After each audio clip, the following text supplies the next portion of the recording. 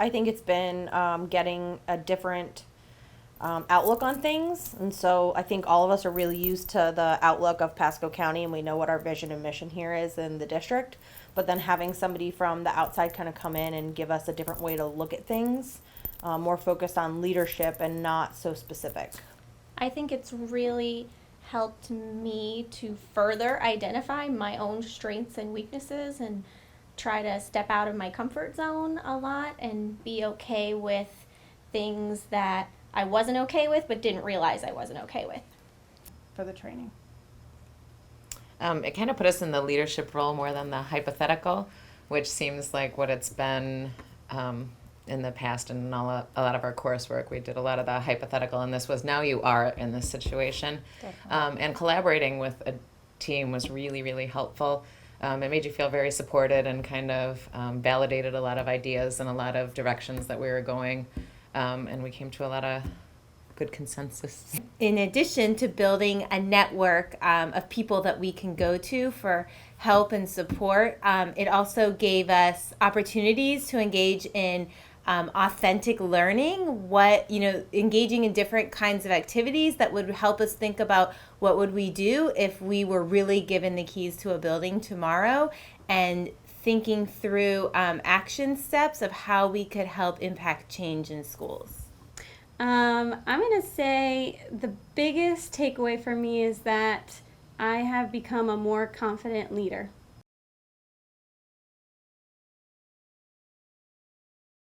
I say definitely the situation day was a reality check for me. I thought it was difficult, but at the same time very helpful to have a perspective as an administrator, and knowing that if you didn't get to those 50 things, that you should know that tomorrow you're going to have those 50 things plus that many more you didn't do the day before.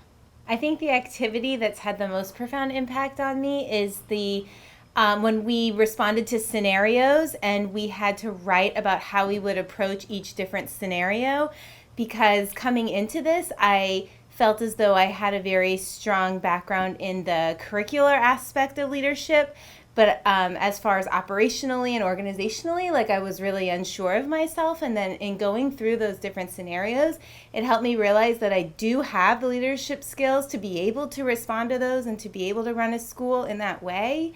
I just didn't know it until I had the opportunity to do it. I also enjoyed the activity where we had the inbox of situations to respond to, but I think for a bit of a different reason is because I've always had leadership experiences in the elementary world, and although I'm so interested in other worlds, I don't know a lot about them, but it was a really great way to see that some of these scenarios can happen anywhere, and it's the leadership skills you need, not necessarily the age of the students that you might be reaching. The big takeaway for me, I think, is confidence in a way. I'm one of those people where I'm like, oh, I want to be an assistant principal one day, and then some days I hesitate a little bit. So the mailbox activity, for example, was one where I jumped in and I'm like, oh my gosh, everybody else knows what they're doing and I'm still struggling on this issue. But participating in that and the other things this week really reassured me that I am ready for this. I just need to, make a few growth points in myself, but I'm ready to be an administrator. For me, it was that focus on culture. Mm-hmm. And I think that I always knew that culture was a big aspect of a school, but I don't think that I realized that it was the one big thing, that nothing else can really happen until the culture changes. And, working with a school, a fake renovation school, and then being in a real school that's kind of going through that renovation, I saw a lot of connections between the leadership intensive and real life. I don't know if this is going to sound right or not, but I really enjoyed Mark and Diane's tough questions and thinking, okay, well, what if that really does happen? And getting us to push ourselves outside of that comfort zone and trying to have answers to some tough questions. Yes.